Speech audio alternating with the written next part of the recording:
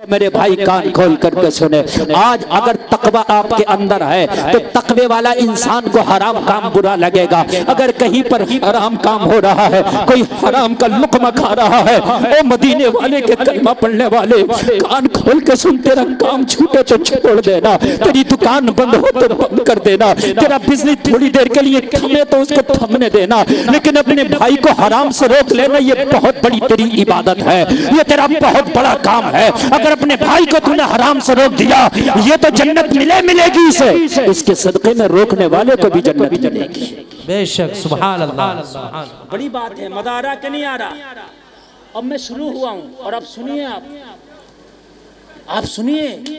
आज देखिए मेरे भाई, आज हमें पता नहीं, इसलिए कि कोई समझाने वाला नहीं, हमारे ऊपर कोई प्रेशर डालने वाला नहीं। यार हम देख रहे कि हमारे बच्चे मोबाइलों पे सट्टा खेल रहे, कोई ड्रीम 11 खेल रहा, कोई खेल खेल रहा, कोई खेल खेल रहा। माँ बाप समझाने वाले ने उसको जायज समझ लिया। ये मेरे भाई कान खोल के सुन ले, अगर 1 लाख रुपए तेरे जायज के हलाल के हैं, 100 रुपए का नोट उस जायज में तूने हराम का डाल दिया तो सारी अपनी कमाई को तू बेकार कर लेता।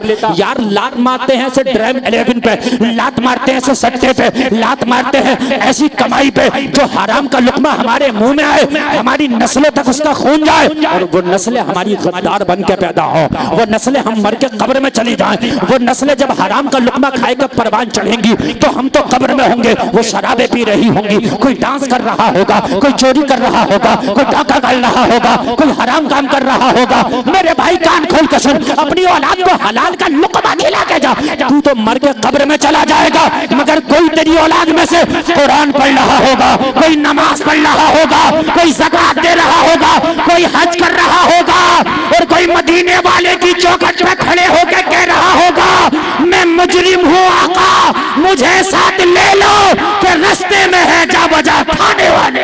सुभान अल्लाह, अल्लाहु अकबर, या रसूल अल्लाह, या रसूल अल्लाह, जिंदाबाद जिंदाबाद जिंदाबाद जिंदाबाद। अल्लाह, मेरी माँ बहनें भी बैठी है, ये तकरीर मेरी दोनों के लिए है, मेरी माँ बहन मेरे भाइयों के लिए। और मेरी बहनों, तुम्हारा बेटा अगर हराम का लुक़मा लाता, लात मार दो उस हराम के लुक़मे पे और अपने बेटे से कह दो तेरी माँ फाके से तो बैठ सकती है मगर तेरा लाया हुआ हराम का लुक़मा कबूल नहीं करेगी, इसलिए कि मेरी आइडियल हैदराबाद की सानिया नहीं बल्कि मदीने की फातिमा तो ज़हरा है। अपने घरों में पैगाम, सबसे पहला मदरसा तुम्हारा सबसे पहला मदरसा माँ की गोद है। ख्वाजा निज़ामुद्दीन महबूब इलाही दिल्ली के सुल्तान एक दिन तकरीर कर रहे हैं अपने मुरीदों में। कहाँ तकरीर कर रहे हैं अपने? जरा अगर नेटवर्क से बात बाहर ना जा रही हो तो जरा मोहब्बत से बोल कर सुनिएगा अपने मुरीदों में। आप कहने लगे इमाम अहमद बिन हम्बल का वाक़या बयान कर रहे हैं, कह रहे इमाम अहमद बिन हम्बल के घर का आटा खत्म हो गया। क्या खत्म हो गया? हाय हाय, कितना बड़ा इमाम है, शरीयत के 4 ही इमाम है, उनका एक इमाम इमाम अहमद बिन हम्बल है, कितना बड़ा इमाम होगा। जरा सुन लीजिए कितना बड़ा होगा। इन्हें तो अगर करोड़पति, अरबपति, खरबपति भी अगर हो ना तो कम है, इसलिए कि शरीयत के 4 में से एक इमाम अहमद बिन हम्बल है। घर का आटा खत्म हो गया, लोगों में जिक्र हुआ घर का आटा खत्म हुआ गया। ये बात बेटे को पता चल गई, बेटे ने किसी के जरिए से बाप के घर में आटा पहुंचा दिया, रोटी बनी। इमाम अहमद बिन हम्बल की दस्तरखान पे बेटे के आटे की रोटी रखी गई। जरा दिल से सुनना, रोटी रखी गई। आपने पूछा ये आटा कहाँ से आया? मेरे घर में तो खत्म हो गया था। कहा हुजूर आपके बेटे को पता चला, जैसे ही खबर मिली आटा भिजा दिया। आपने फरमाया इस रोटियों को मेरे दस्तरखान से उठा लो, मेरे दस्तरखान से इस रोटियों को उठा लो। जरा तवज्जो सुन, का हुजूर आपके बेटे के घर की हैं? हाँ मेरे बेटे के घर का आटा मगर उठा लो, और आप एक काम करो इन रोटियों को उठाकर दरिया दजला में जाकर फेंक दो, जाके मछलियों को खिलाओ। लोग उठे, उठने के बाद रोटियों को दरिया दजला में डाल दिया। छोटी और बड़ी मछलियां खाने के लिए आई, रोटियों को सूंघती और सूंघ के दूर भाग जाती, रोटियों को सूंघती और सूंघ के दूर भाग जाती। एक मछली ने भी रोटी में जर्रा बराबर भी मुंह न लगाया। अगर दिल रखते हो तो यार सुनना, हमने तो सब चीज को हलाल समझ लिया, जैसे भी आ गया हलाल है। सुन यार, तेरे खेत में धान कटा हुआ पड़ा है, तुझे धान का पूला बांधना और बराबर वाले पड़ोसी के खेत में पराल झड़ा हुआ पड़ा, तू सोचता है कि इसके झड़े हुए पराल को उठा के अपना पूला बांध लूं बगैर इजाजत के, ये भी हराम है। कान खोल के सुन, अगर किसी के खेत से बगैर इजाजत के हरी मिर्ची तोड़ के अपने कीमे में डाल ली, तेरा पूरा का पूरा कीमा हराम है। बिना मिर्चों के खा लेता तो अच्छा था, मगर ये चोरी की मिर्चें तुझे जहन्नम में ले जाएंगी, तेरी नस्लों में इसका असर हो जाएगा, तू तबाह हो जाएगा।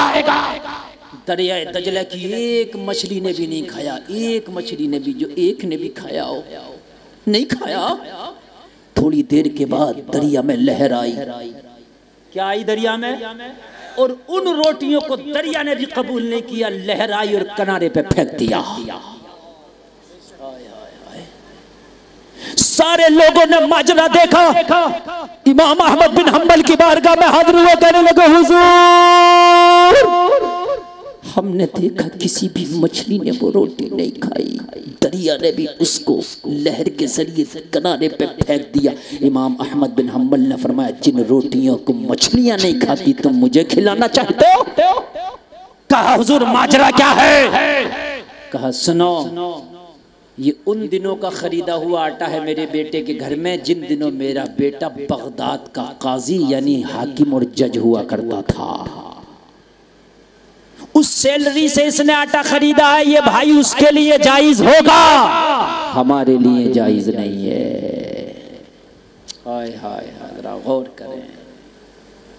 जबकि आपने कोई नाजायज होने की वजह भी नहीं बताई, मगर ओहदा बड़ा नाजुक था, हाकिमियत का। हाकिम बड़ा नाजुक ओहदा है, अगर फैसला करते हुए जरा से भी किसी के साथ नाइंसाफी हो गया तो मामला खत्म।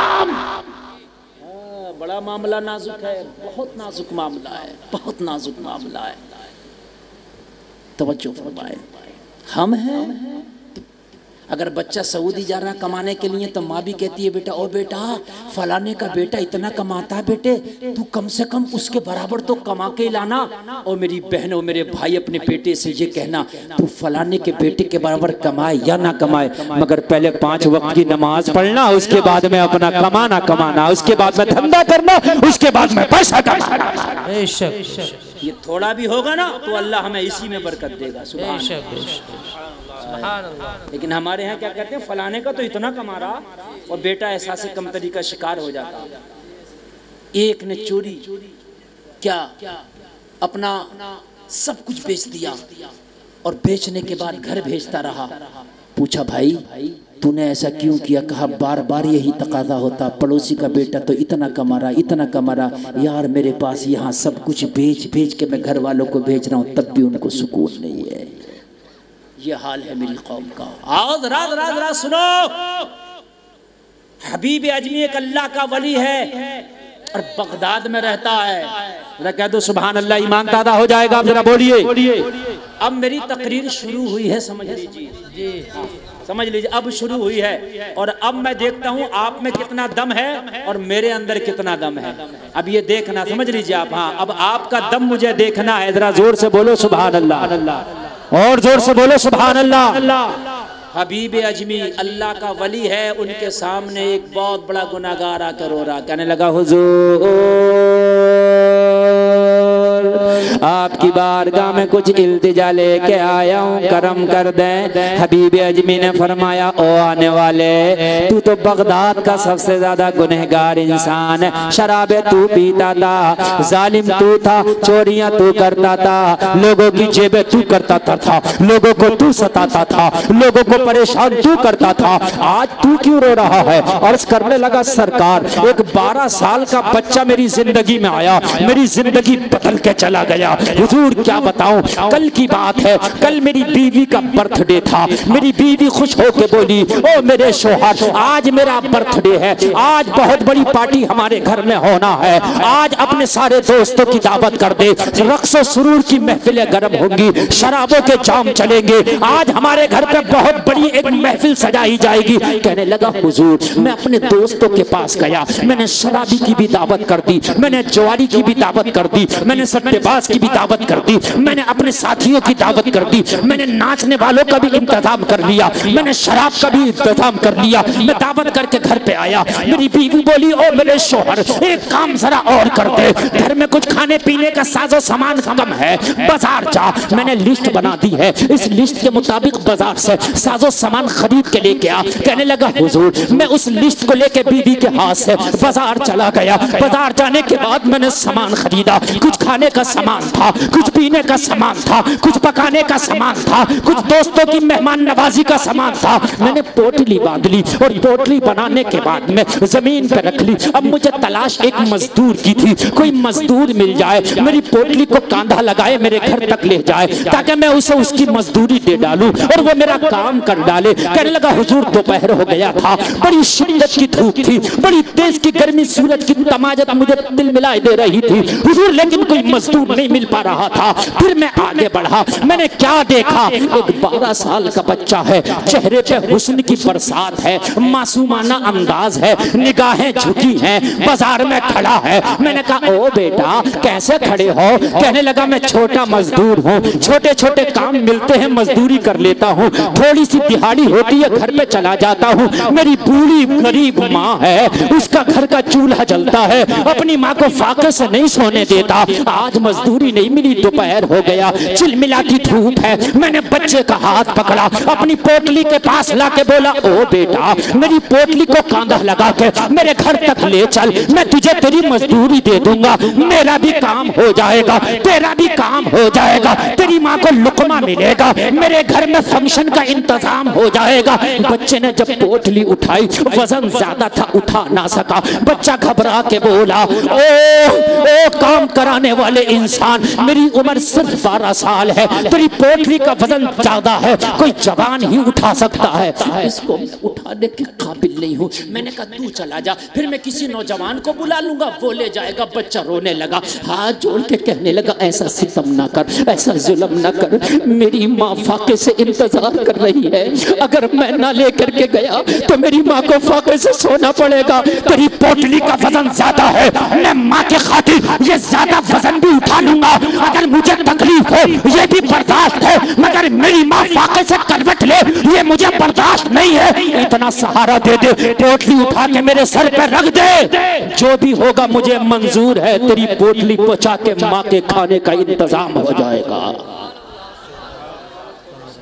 यार ये वफादार माँ का वफादार बेटा है, अल्लाह अल्लाह जरा गौर करना। कहने लगा मैंने पोटली उठवाने से पहले कहा बेटा चल उठा तो दूंगा पोटली, लेकिन ये बता मजदूरी क्या लेगा? बच्चे ने कहा 3 दिनार। क्यों? कहने लगा मेरा 3 दिनार में खर्चा हो जाता बस, बाकी बड़े लोग तो ज्यादा लेते होंगे, मुझे तो सिर्फ 3 चाहिए। कहने लगा 3 दिनार की मजदूरी तय हो गई। बच्चे के सर पे पोटली रखा दी, जब बच्चा पोटली लेके चला सांस फूलने लगा, बच्चा पोटली लेके चला, बच्चे का पसीने में कपड़ा भीग गया, बच्चे का सांस फूला। मैं तो जालिम इंसान था, हबीब अजमी से कह रहा हुजूर मैं तो जालिम था, मुझे तो कोई तकलीफ ही नहीं थी, बच्चा चल रहा था, मैं जालिम था, मैं हंसते कहते लगाता जा रहा था। लोगों तुम्हारे घर में कोई कमजोर मजदूर आया करे, कोई बूढ़ा मजदूर आया करे, उससे काम कम करा लिया करो, मजदूरी पूरी दे दिया करो, ये भी अल्लाह की मखलूक पे तुम्हारी मेहरबानी होगी। सुभान अल्लाह, ये भी उसकी मदद है। अगर बाजार में कोई बूढ़ा बैठा है, कोई सब्जी बेचने, जवान की बात में ले, पहले बूढ़े की खरीद ले, ये भी उसकी मदद है। कहने लगा बच्चे के सर पर रखाया, बच्चे का सांस फूल गया, मगर कोई बात नहीं, बच्चा चला। जब चला तो चलते चलते चलते चलते चलते चलते एक बस्ती से हमारा गुजर हुआ।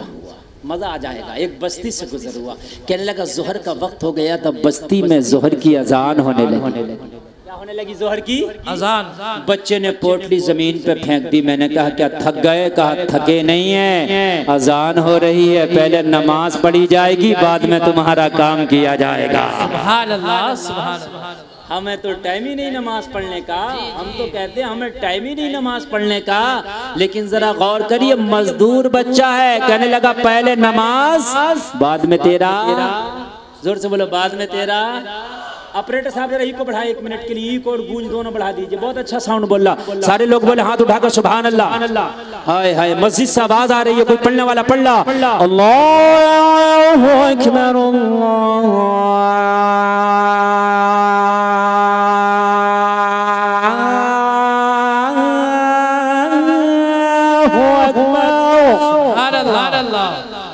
अगर आप दिल से सुनोगे तो और अजान सुना दूंगा। और सुना दूं कि इतनी रहने दूं? तो जरा ई को गूंज बढ़ा दो, ऑपरेटर साहब बढ़ा दीजिए। हम तो मोबाइल में लगे हैं, तो मोबाइल में ही है यार।